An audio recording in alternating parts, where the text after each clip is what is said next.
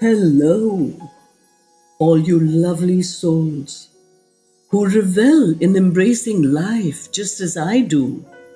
This is Neerja Malik, and you are welcome into my world of I Embrace. And what do we intend to do here? We delve into the many layers and shades of my life, exploring resilience, positivity, strength, and the inherent fun and laughter that lies deep within each of us. Interludes from my own exciting and adventurous journey, my personal battles and victories that have brought forth innumerable lessons in my life. It is these learnings that I place on a golden platter with utmost humility for your personal consumption.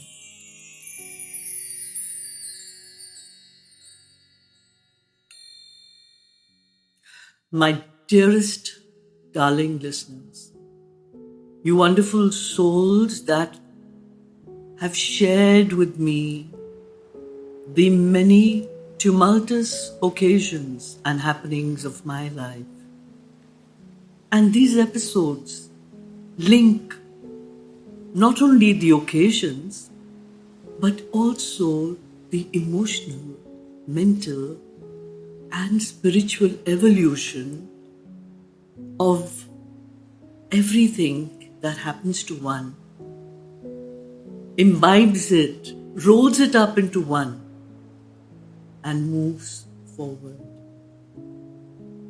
At last count, my body was raging with the temperature, and the ice that was required to reduce it with multiple towels came from the 3 buildings of Harbour Heights, and because we needed more ice. It was so wonderful to know that all this happened on the 15th of August, Prohibition Day, and the Malik family knew a gentleman who owned a hotel, and he was so kind as to send a truckload of ice that would not have been used at his hotel to our place. So when a need is there, God ensures that from somewhere or the other, the solution or the answer to all our problems is literally delivered to us at our doorstep to make life easier, simpler, and more bearable for each of us. That is the trust I've grown up with. And if all of us had that faith to keep at the lotus feet of the Lord, what a wonderful world it would be, where this total surrender of ourselves actually blesses us to get the best of everything that is required by us at that precise moment. And I needed the ice for my raging body, and I needed the strength and the energy to move on from there. And what popped up in my mind? A random instance of someone pressing my hand till it brought about excruciating pain where I refused to even admit it to anyone other than myself. And that played like a movie in front of my eyes. This memory appeared as if from a long forgotten film, and in a state of feverish frenzy, I wondered where and why it had popped up. And then the deep-rooted revelation appeared. Yes, I belong to a land of saints and seers who lived by the tenement that I am not the body. I am the soul, and the soul feels nothing. Suddenly, out of nowhere, it seemed as if an overpowering energy overtook my entire being, chanting like an incessant jar those formidable words with single pointed attention. I am not the body. I am the soul, and the soul feels nothing. I am not the body. I am the soul, and the soul feels nothing. I am not the body. I am the soul, and the soul feels nothing. I psyched myself thus, and a stillness from the tips of my toes till the top of my head ascended on me.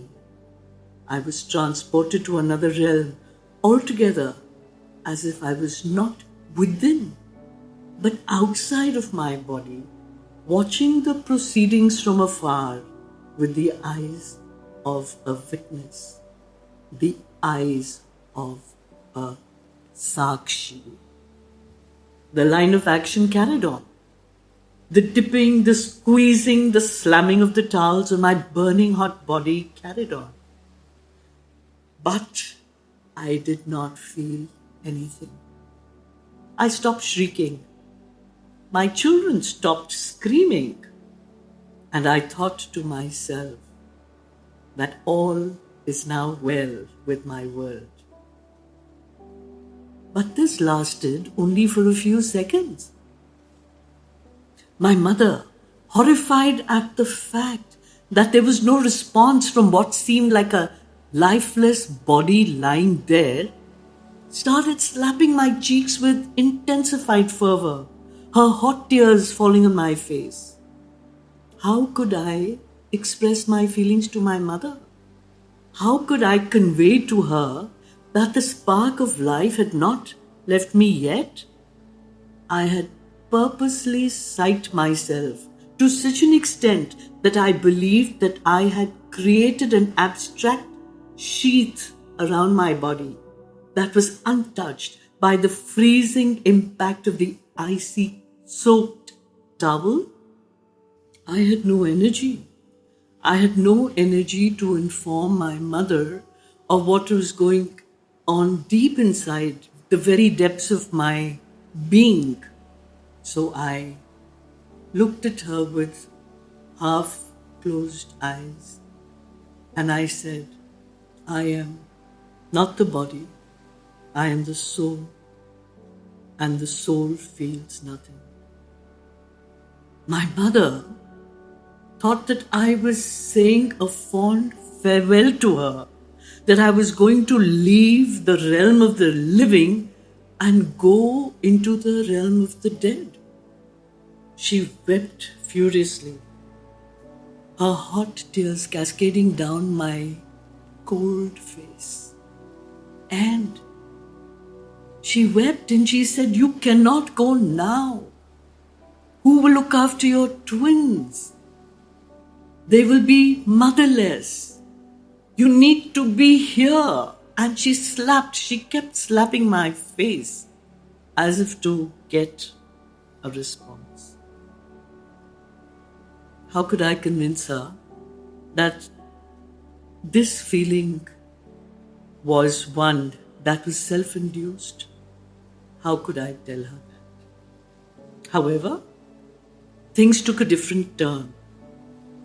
Diagnostic reports arrived, as did a doctor brandishing an injection that was to turn my fate a full 360 degrees around. The ice finished, as did my fever, and I was lovingly, albeit a trifle gingerly, carried by the human collective force gathered around me into the bathroom and placed on a plastic stool directly under the bathing shower. Now, apparently, the onslaught of tepid room temperature water would do the deed. It would keep my fever under check. Thereafter, with immense relief, I sank comfortably back onto my bed and, yes, sank into my life as well. There was one thing that stuck out like a sore thumb in those, by now, highly regulated surroundings. The green single sofa that sat dolefully next to my bed. I had actually begun to dislike it with a passion, if that was possible, towards an inanimate object. My mother, having anticipated its purpose, had placed it there so that I could intermittently feed the twins while sitting on it. However, all I seemed to be doing all day long was to tediously swap the two in an unending, tiresome rotation. The twins also seemed to find the task tiring, invariably falling asleep before their hunger could be abated. And so this cycle continued ad infinitum. In retrospect, life shows up its varied hues and in a completely strange fashion. It was astonishing to see the reactions of the same person at two different points of their existence. My father, having roamed the world and its various ports, returned home to be welcomed with a new addition to his family when I was born.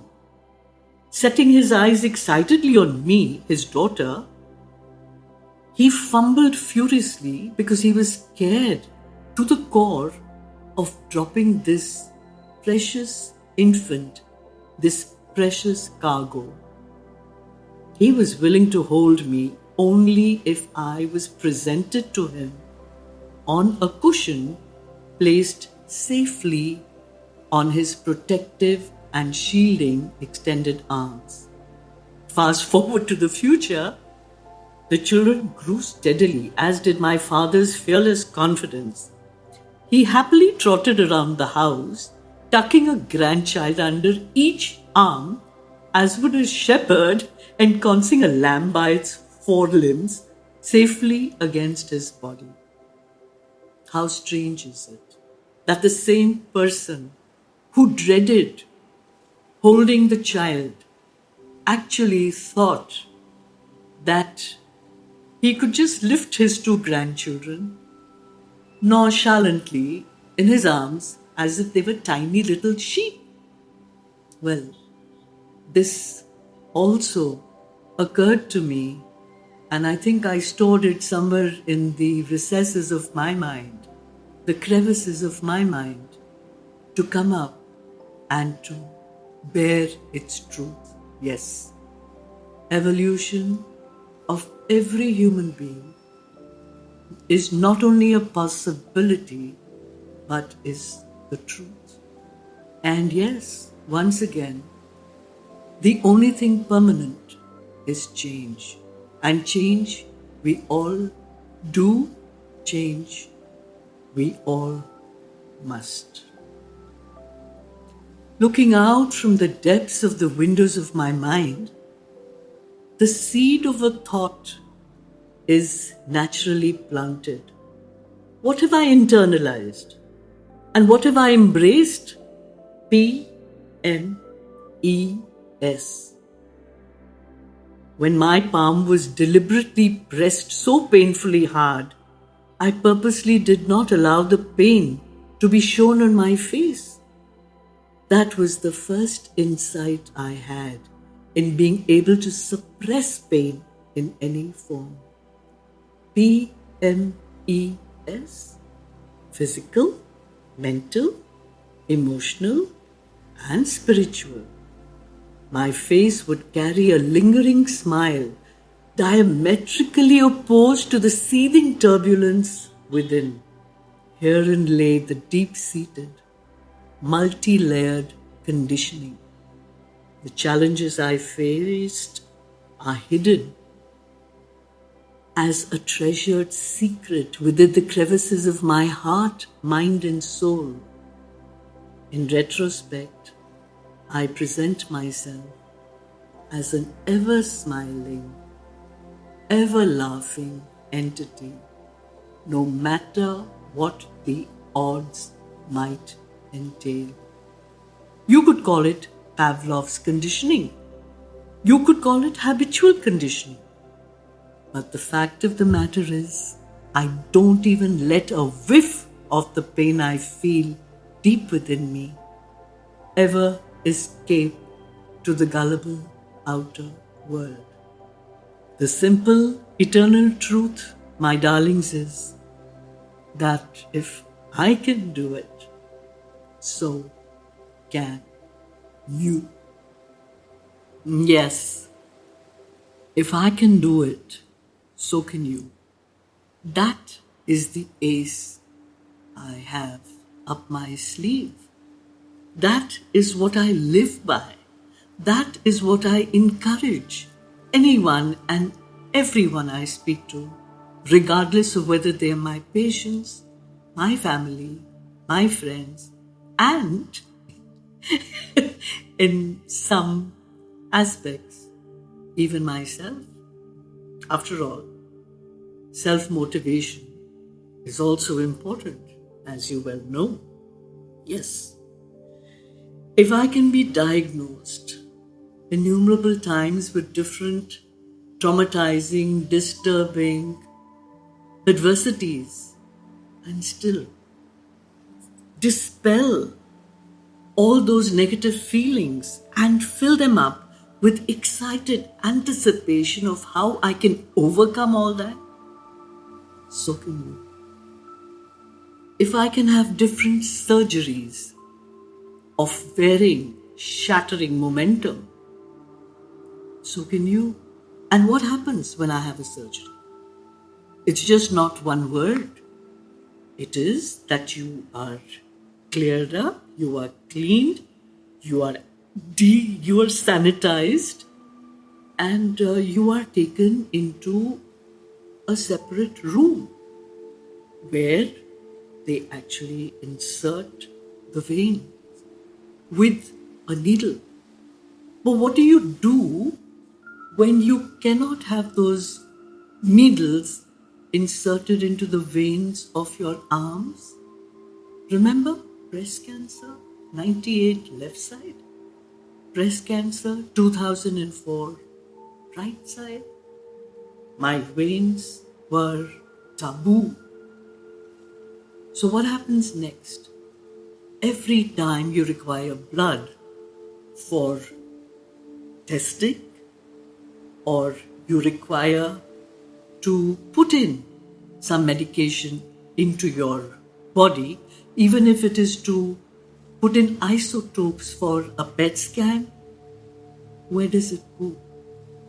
Where are the veins used? From my feet. And let me assure you that the veins in the feet are thicker and more difficult to come by. In fact, sometimes, thankfully, they have an apparatus which burns bright red and which, when put on the surface of your skin, can clearly show you the formation of the veins underneath. So that is when the veins in my feet got punctured, often for testing as well as for insertion of medication. And darlings, if I can do it, so can you. So when I go into a surgery, from the very depths of my heart, a very simple jap emerges. Yes, of course, there are some mantras like the Gayatri mantra and the Mahamrityunjaya mantra which I do have in readiness to proclaim or chant or repeat myself till it gives me a feeling of calmness, serenity, and peace. I use these often, I promise you. So you go into a surgery with the idea that the knife is used on you for your own good. It is, in fact, the kindness of the knife that releases what is not meant to be within. And once it is stitched up and heals, that is what you require. So you jump ahead in your mind. You think that the surgery is over very, very successfully. You take deep breaths and you go where you are meant to be. Chemos. If I can do it, so can you. If I can take them, so can you. But at every point, one needs a system to help one, to aid one, whether you call it a crutch or whether you call it a helping hand. It is a system. And what system did I use during chemotherapy? I spoke to the divinity in my chemotherapy while it was cursing into my veins, into my ports, and I asked the divinity to destroy only the bad cells and leave the good ones alone. Yes, these are the ways in which you uplift your body, mind, and soul. These are the ways in which to be positive and to face all the adversities that come your way. After all, the divinity is there. Divine, supreme, almighty God is there. We are made in His image, and it is our birthright to be happy and healthy. And all these things that happen to us lead us to a life that is filled thereafter with happiness and with health. Radiation, yes. If I can go through it, so can you. And what do? It is as if we are accessing the strength of the rays of the sun. And if look like that, how beautiful is it that those very rays are the ones that destroy the negativity in us, destroy the bad cells, and heal us? So welcome the rays. Welcome the rays into any part of that. When we go out and the element of the sun, we soak in all the strength and the goodness from it. Why don't we just take it in the same way that the radiation is the sun warming us and making us healthier and better day by day. So remember that whatever happens to us, there are always two ways, two paths. मैं इधर जाऊं या उधर जाऊं. Do I take the one on the left or the right? Or do I still take the one in front? Remember that with a little bit of peaceful introspection, it is your body, your mind, your soul, and your connection with God that gives you the correct way to follow. So whatever pathway is shown to us by the beloved, almighty, supreme one, through hints that are given to our body, mind, and soul, we embark on that adventure, on that journey, with the full knowledge that it is for the best of myself. And with that surrender, let me tell you, one and all, that we achieve and reach our ultimate goal. I bless each and every one of you listening in and all your family members and friends. This divine surrender at the lotus feet of that supreme being who knows what is the best for us. Thank you. God is great.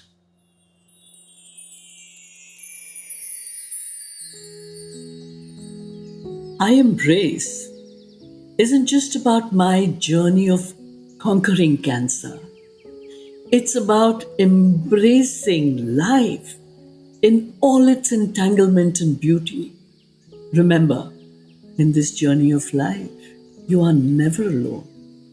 And I need to thank you for becoming a part of this inspiring journey. Thank you for joining me today on I Embrace and my heartfelt wishes. Stay resilient, stay positive, and most importantly, keep embracing life in all its glory.